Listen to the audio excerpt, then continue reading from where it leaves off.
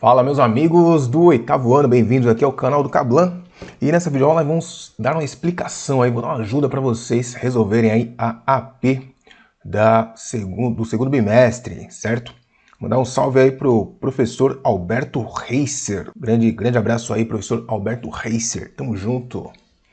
E todos os seus alunos também, grande abraço. Então vamos aqui a questão 1, ó, resultado da operação. Então aqui nós temos uma expressão numérica, não é isso? Expressão numérica, ó, somente números aqui com potências. Lembrando que uma potência, né, funciona da seguinte forma. Vou dar um exemplo para vocês. Ó. Imagine assim um 3 com o númerozinho 2 em cima. Ó. Isso aqui é uma potência. Esse número 3 aqui nós chamamos de base. E o número 2 é o expoente. E o que isso significa? Isso significa o seguinte, que a base é o valor que vai se repetir aqui na operação de multiplicação. Então nós temos o 3 aparecendo duas vezes, tá? Por isso que 3 ao quadrado, posso chamar de 3 ao quadrado ou 3 elevado à segunda potência. Esse valor é 9, tá? Então a potência 3 ao quadrado é 9. Muita gente confunde, né? Acha que é 2 vezes 3. Tá totalmente errado, hein? Esse númerozinho que aparece aqui em cima, então, ele indica aí a quantidade de vezes, né? Que o nosso valor aqui, a base, vai aparecer na operação de multiplicação, certo? Então, nessa questão aqui, você vai resolver essas potências aqui, né? Resolve primeiro as potências e depois multiplica os resultados, tá? Não tem segredo aí. Então, o 2 elevado ao cubo, ó, vou fazer só esse daí para vocês, ó. Então, você tem lá 2 que multiplica o 2, que multiplica o 2. Então, ó, aparece 3 vezes na multiplicação, tá? Então, esse resultado aqui, você vai pegar esse resultado aqui e multiplicar por 5, né? Vezes 5, né? O 5 aparece duas vezes ali, ó. Depois multiplicar por 4. Quantas vezes aparece? Apenas uma vez, porque o expoente é 1, tá? Então, depois você multiplica aqui os resultados e aí você chega facilmente aí na resposta. Questão 2. O armazenamento de dados em computadores utiliza potências na base 2. Um arquivo com 2 elevado à décima potência corresponde a 1 kilobyte. Essa potência equivale a... Então, ó, tabuada do 2, hein? É o 2 vezes 2. Então, essa conta que você tem que fazer, ó. O expoente é 10, então a base é o 2. A base vai se repetir aqui na multiplicação 10 vezes. Deixa eu ver aqui, ó, 3, 6, 9, 10 vezes, tá?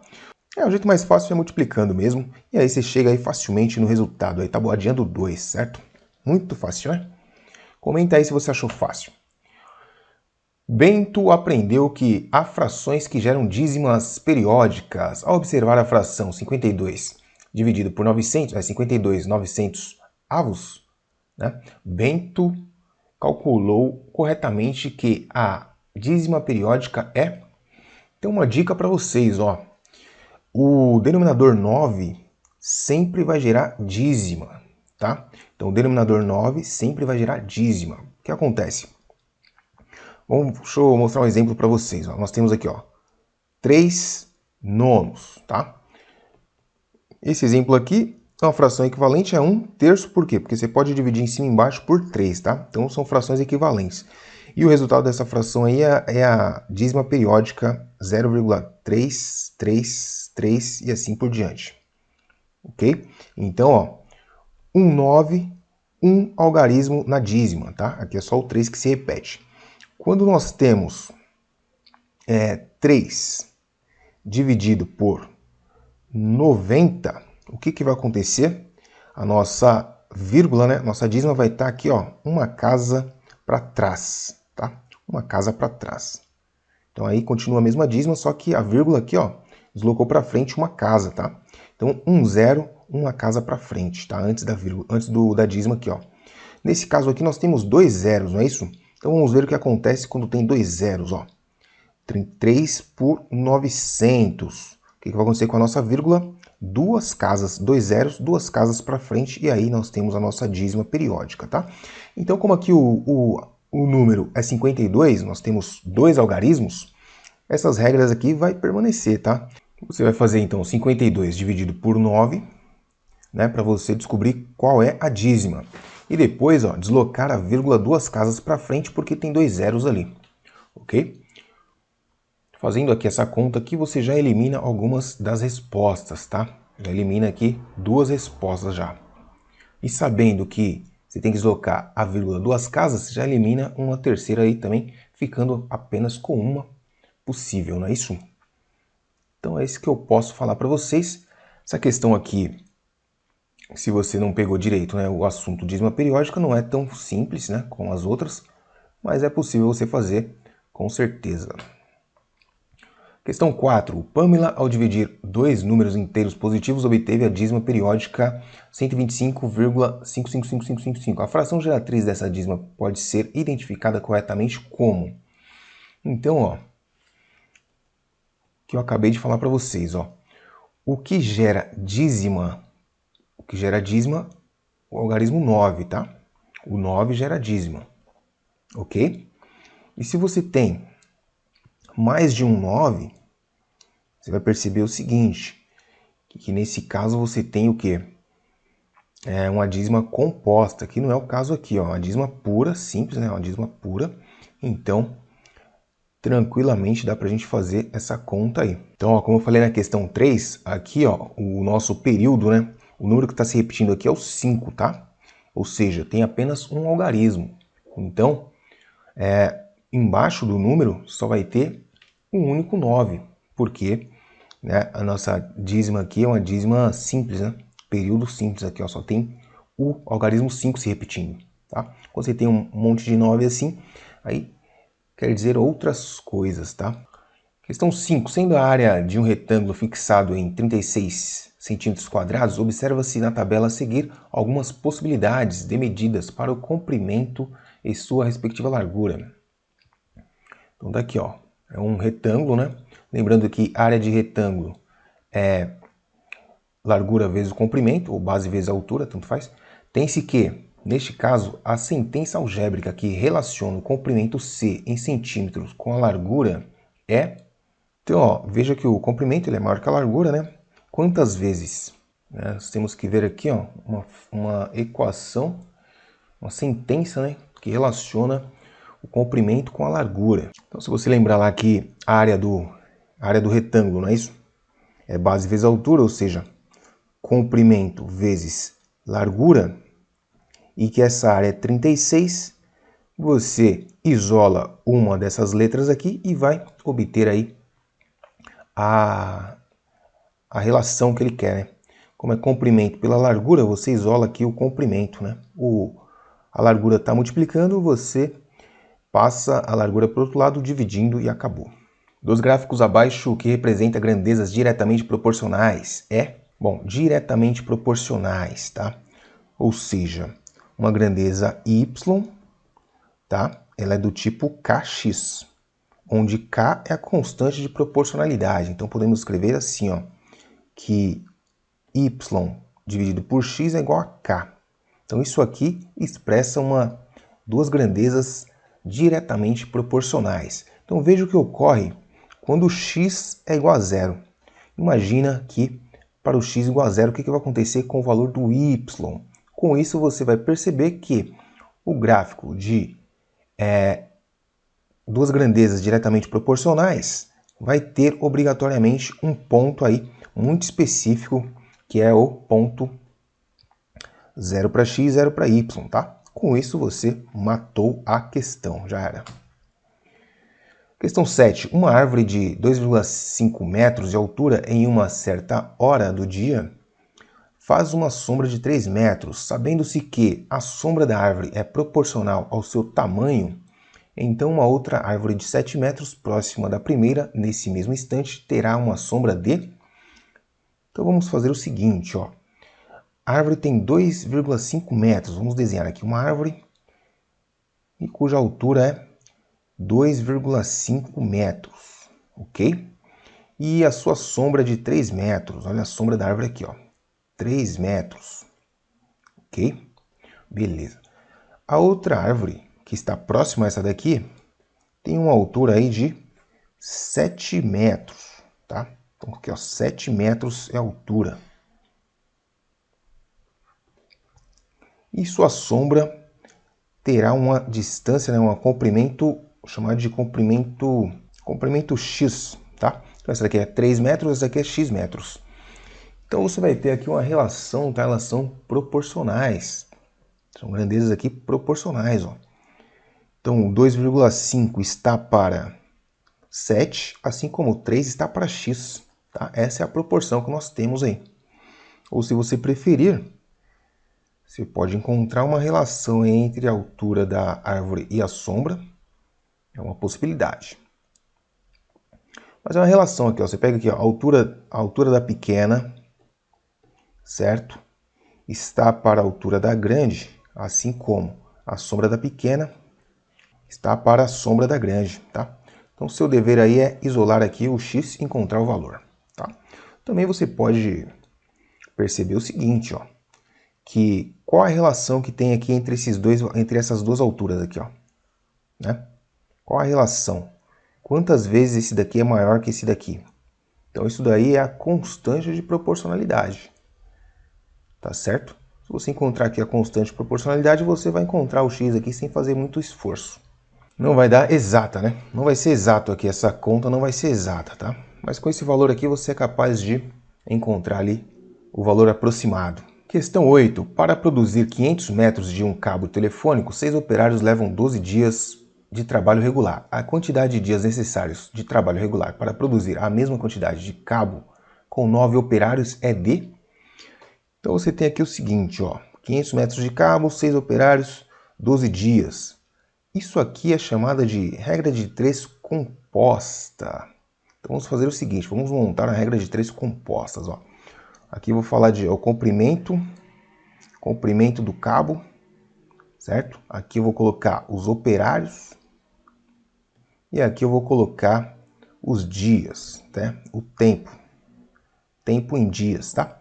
Então 500 metros de cabo, 6 operários, 12 dias. 9 operários, a mesma quantidade de cabo, né? Então aqui vai continuar sendo 500, tá? Mesma quantidade de cabos, quanto tempo? Né? X dias. Então perceba o seguinte, se a quantidade de material aqui é a mesma, tá? Então isso aqui vira simplesmente uma regra de 3 simples, tá? Porque isso aqui é constante, então vira uma regra de 3 simples. O que vai acontecer aqui, ó? Quanto mais operários, menos dias, certo? Quanto mais operários, menos dias. Então aqui é o seguinte, quanto mais isso aqui aumenta, né? Isso aqui vai diminuir. Isso aqui vai diminuir. Então o que a gente vai fazer? A gente vai inverter uma dessas aqui, porque essas setas aqui, ó, tem que ficar no mesmo sentido, né? Porque senão vai ser uma regra de 3 aí inversa, né? Então, você pode fazer desse jeito também, só que ao invés de fazer multiplicar cruzado, né? Igual a gente fazia na regra de 3 normal, você multiplica direto assim, ó. Esse com esse com esse, tá? 9x é igual a 6 vezes 12. Aí você encontra o valor do x, tá? Se você quiser fazer a regra de 3 normal, aquela cruzada, né? A gente tem que fazer o seguinte, ó, inverter ali, ó. O x vai para cima e o 12 vai para baixo. Aí você faz como fazia antes. Beleza? Mas isso aqui só é possível porque a quantidade aqui, ó, foi constante, tá? Caso não fosse mudasse aqui, a gente tem que fazer a regra de 3 composta mesmo e observar, né? O comportamento aqui, as relações entre as grandezas, beleza? Mas aqui a pessoa que fez aí foi boazinha com vocês. Questão 9. Alberto tem um terreno retangular de dimensões 15 e 20 metros. Ele quer construir um galpão para armazenar sua colheita de arroz. Alberto deseja que esse galpão tenha o formato de um triângulo, conforme a figura, na figura aí. Sabendo-se que um dos lados do galpão será construído exatamente sobre o lado do terreno e uma distância igualmente a 5 metros dos dois lados do terreno, podemos afirmar que as áreas do terreno e do galpão são, respectivamente... Então nós temos aqui o terreno, tá aqui, né? A área do terreno aqui nós podemos facilmente calcular, porque é um retângulo, então nós temos a base e temos a altura.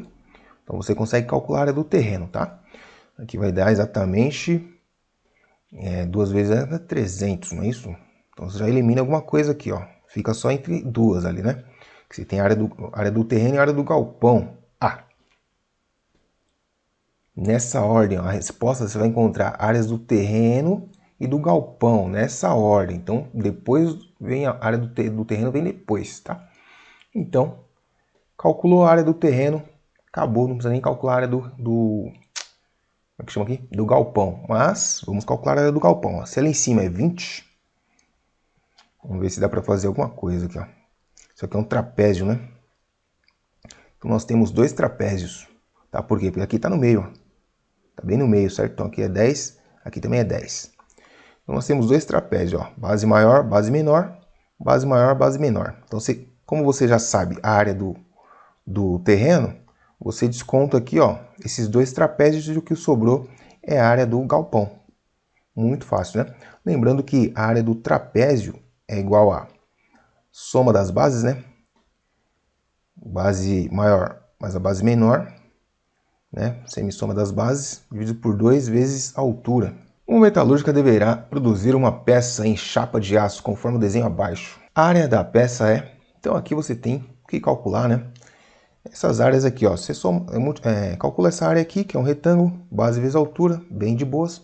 Esse outro aqui também é um retângulo, base vezes altura, bem de boas. Isso daqui você pode também, se você quiser, ó, transformar em um quadrado e pegar só a metade dele, tá?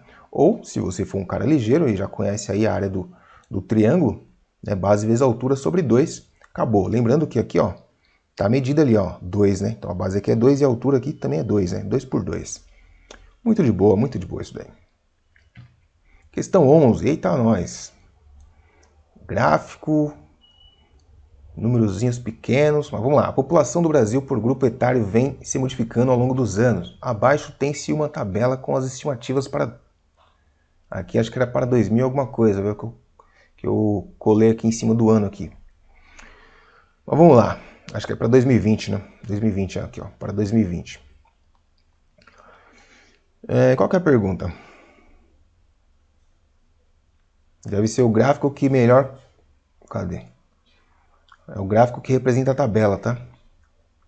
Então você tem que ver aqui, ó, qual o melhor gráfico aqui que representa a tabela aqui. Acho que eu comi aqui a metade da pergunta aqui. Mas vamos ver, ó. Cadê os intervalos? O azul, ó, de 0 a 4, certo? Tem que estar lá em 14 milhões e pouco, ó. Então bateu, certo? 14 milhões e pouco. O laranja não, cadê? Não, o laranja é de 5 a 9. 14 milhões, um pouco menos, tá vendo? Ó, tá batendo aqui, certo? E o cinza aqui, ó, 10 a 14. 10 a 14, 14 milhões e 800, ó. Um pouquinho mais, né, bem pertinho do outro lá, ó. Vamos pro azul, que é esse grandão aqui, ó. De 30 a 34, não é isso? 30 a 34 tá aqui, ó. 30 a 34, 17 mil e pouco.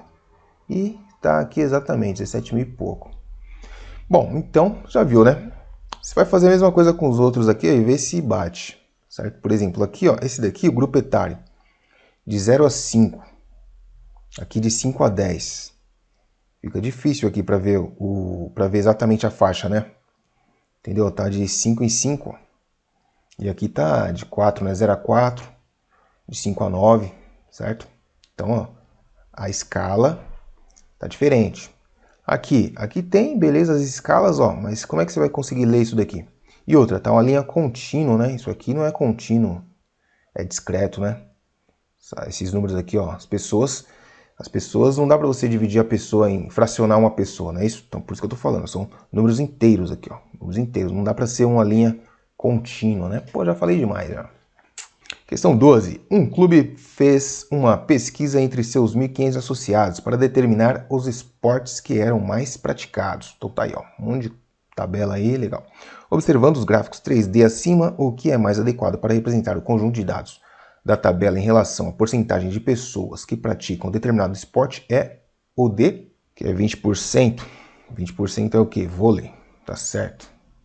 40% futebol, tá certo. 5% ali. Outros, 10%, né? Bacana. Isso aqui tá bem fácil de ler, né? Tá bem fácil de visualizar. Gostei desse. Esses outros aqui, ó, já tá difícil, né, de você ler isso aqui, ó. Além do mais, tá aquele mesmo problema lá, ó, tá contínuo, certo? Tá contínuo aqui, ó. Tá contínuo, fica difícil isso aqui também. Então esses dois aqui estão bacana, ó.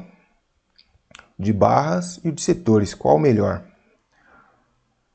Mais adequado para representar o conjunto de dados da tabela em relação à porcentagem de pessoas que praticam determinado esporte. Bom, aqui é mais fácil porque... podia ter falado, né? Mas porque aqui, ó, você tem a visão do todo, né? Que é o 100%, ó. Você consegue ter a visão do todo aqui, ó. Já no gráfico aqui de colunas, ou de barras, né? Não dá para você saber aqui o 100%, né?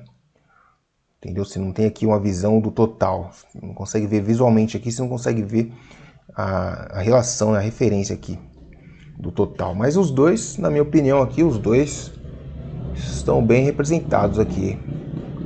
Nesses dois aqui, ó.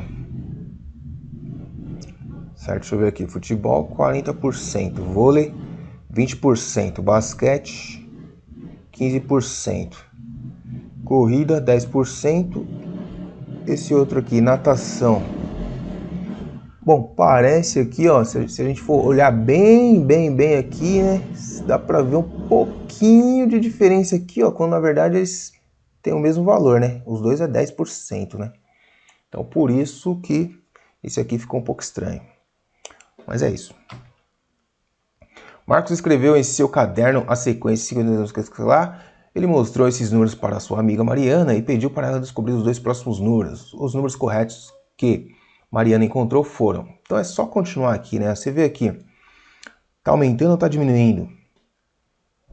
Tá aumentando ou diminuindo quanto? E aí você descobre quanto tá aumentando ou diminuindo e continua a sequência. Sem novidade, né? Bem tranquilo, porque, ó. Questão 14. Observa as seguintes situações. Um pedreiro levou um dia para construir um muro. Dois pedreiros trabalhando no mesmo ritmo levaram metade do tempo. Um time de futebol marcou um gol nos primeiros 10 minutos do jogo, portanto, após 30 minutos terá marcado 3 gols. Em um restaurante, 100 gramas de comida custa R$5, então 400 gramas de comida custará 4 vezes mais, está correto. Uma pessoa leu um livro em 15 dias. Em um ano, ela terá lido 24 livros. A situação onde há proporcionalidade são... Bom, essa daqui vai depender, né? O cara pode começar o ano lendo pra caramba, depois ficou com preguiça, parou de ler um pouco. Esse outro aqui, o time não consegue manter essa regularidade, né? De um gol a cada 10 minutos. Só se for o Coringa, né? Coringão, né? Coringão pode ser, mas o resto... Um pedreiro levou aqui, ó. Então, quer dizer, trabalhando no mesmo ritmo, mas se você aumenta a quantidade de pedreiros, você vai diminuir a metade ou diminuir o tempo, né? Então, você analisa aí e julga o que você acha que tem proporcionalidade, né? Lembrando que proporcionalidade é assim, ó, se você aumenta uma, a outra necessariamente aumenta na mesma proporção. Se você diminui uma, a outra necessariamente diminui na mesma proporção, tá? E tem a proporcionalidade inversa também, que quando uma aumenta, a outra diminui na mesma proporção. Ambas são proporcionalidades, só que uma é direta e outra é inversa. Mariana e Cláudio trabalham na mesma empresa. Ela recebe um salário de 1.500 e ele 1.000. Se Cláudio obteve um aumento de R$100, para manter a proporcionalidade, o salário de Mariana deverá ser de... Bom, então aqui ela recebe 1.500 e ele recebe 1.000, né? Ó, quem fez a prova deve ser mulher, né? Porque já aproveitou para... como que eu posso dizer? Porque segundo as estatísticas, né, o homem recebe mais que a mulher, o que evidencia o machismo aí no mercado de trabalho, né? Mas a pessoa que fez a prova aqui, ela fez o contrário, ó. A mulher, aqui no caso, recebe mais, né?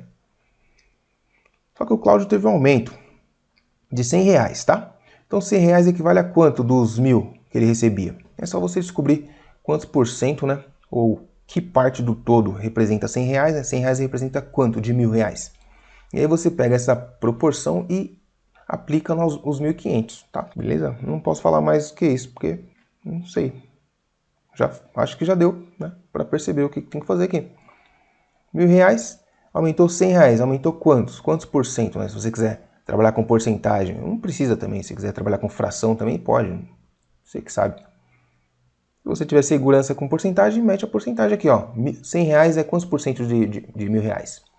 Se descobrir essa porcentagem, você vai aplicar nos 1.500 para descobrir que tem que aumentar proporcionalmente, né? Então é isso. E por último aí, ó, nossa, um monte de gráfico. A tabela abaixo se refere à porcentagem de pessoas desocupadas no Brasil por faixa etária, quarto trimestre de 2019. O gráfico dos setores abaixo contém os valores dos ângulos centrais de cada faixa etária. O gráfico que melhor representa os dados da tabela é... Então vamos ver aqui, ó. 14 a 17 são 8. Vamos começar com os maiores ângulos, ó. Aqui, ó, 35. 35, tá? Lembrando que aqui o total é 360 graus, tá? Bom, aqui não pode ser os mesmos ângulos, né? Porque os valores aqui são diferentes, né? Então tem que variar um pouco, ó. 60 anos ou mais, ó. 60 anos ou mais. Vamos ver aqui, ó. 60 anos ou mais, cadê? Nem tem aqui. 14 a 17. 180 graus. Vixe, aqui é só 8%. Bom, enfim, você vai comparando aí, ó. 14 a 17, aqui 180 graus também. Quem são os maiores? Ó, os maiores são esses dois aqui, ó. Né? Ou esses três aqui, ó. 18 a 24. Então, 18 a 24 tem que ser maior do que 14 a 17. Pronto. É isso. Então, você vai ver os ângulos aqui, né? Tá marcando aqui, ó. Então, tem que ser proporcional. Acabou. Então, é isso. Então, manda um grande abraço aí pro meu amigo lá, Alberto Racer. Tamo junto, hein? Um grande abraço pros seus alunos aí também. É nóis e até a próxima.